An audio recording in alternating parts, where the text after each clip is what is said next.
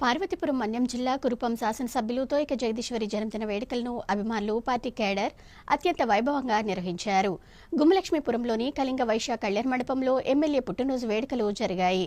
నియోజకవర్గంలోని 5 మండలాలకు చెందిన తెలుగుదేశం పార్టీ నాయకులు, కార్యకర్తలు ఎమ్మెల్యేకు పుట్టినరోజు శుభాకాంక్షలు తెలియజేశారు.